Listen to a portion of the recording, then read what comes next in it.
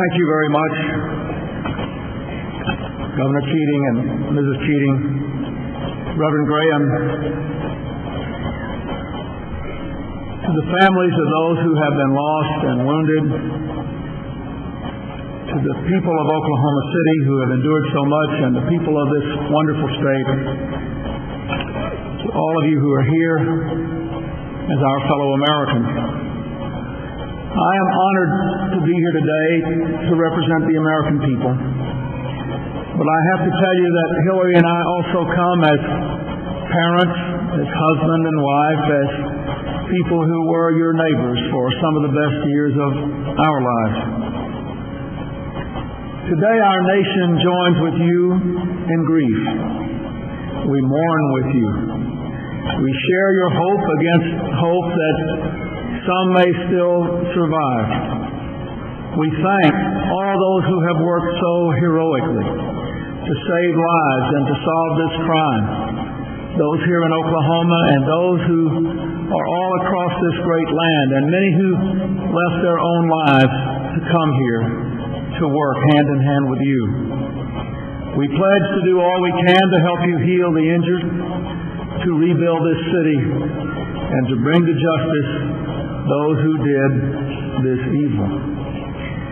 This terrible sin took the lives of our American family, innocent children in that building only because their parents were trying to be good parents as well as good workers.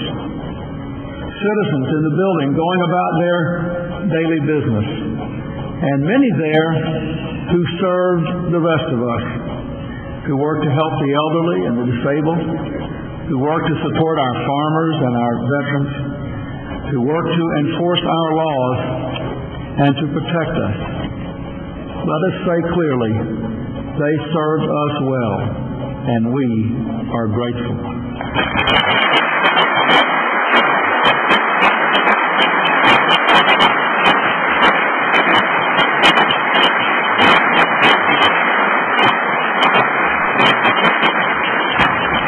But for so many of you, they were also neighbors and friends.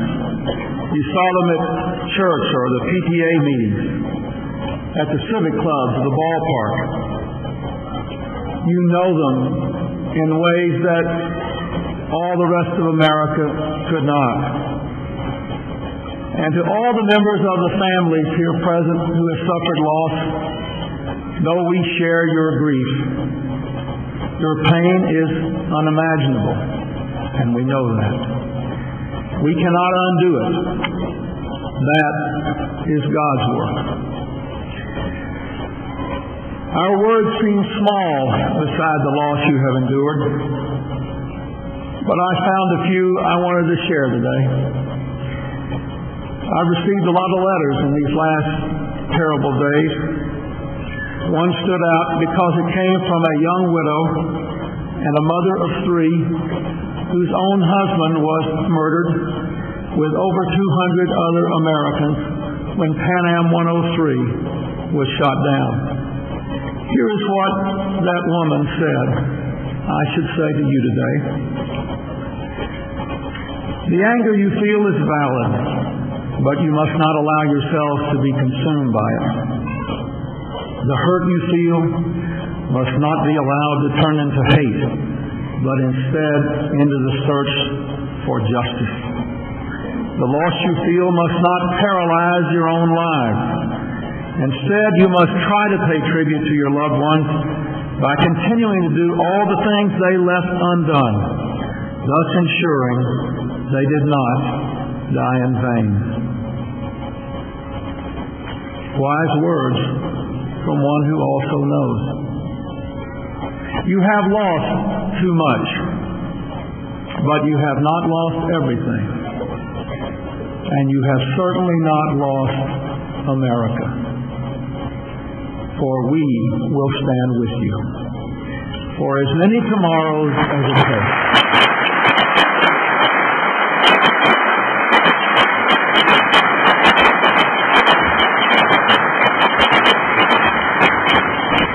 If ever we needed evidence of that, I could only recall the words of Governor and Mrs. Keating If anybody thinks that Americans are mostly mean and selfish, they ought to come to Oklahoma.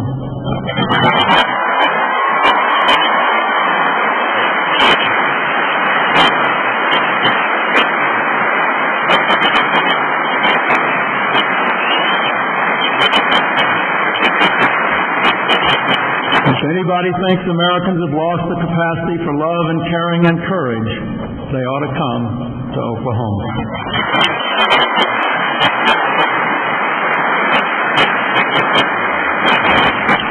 To all my fellow Americans beyond this hall, I say, one thing we owe those who have sacrificed is the duty to purge ourselves of the dark forces which gave rise to this evil.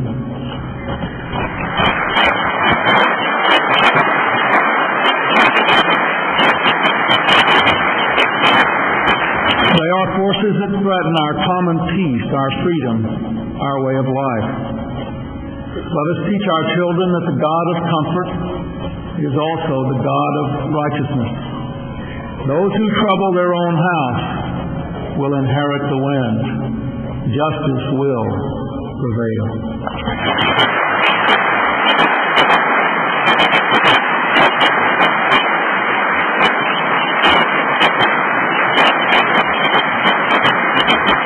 Let us let our own children know that we will stand against the forces of fear. When there is talk of hatred, let us stand up and talk against it. When there is talk of violence, let us stand up and talk against it. In the face of death, let us honor life. As St. Paul admonished us, let us not be overcome by evil, but overcome evil with good.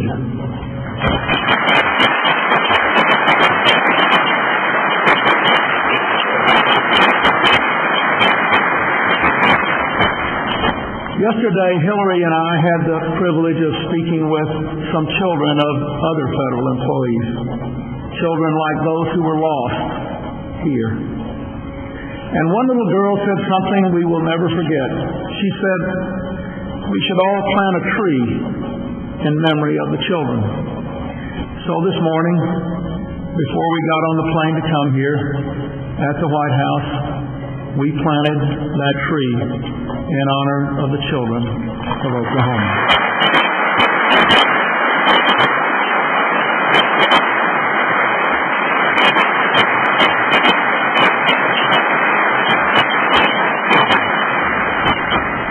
It was a dogwood with its wonderful spring flower and its deep, enduring roots. It embodies the lesson of the Psalms that the life of a good person is like a tree whose leaf does not wither. My fellow Americans, a tree takes a long time to grow, and wounds take a long time to heal. But we must begin. Those who are lost now belong to God. Someday we will be with them. But until that happens, their legacy must be our lives. Thank you all, and God bless you.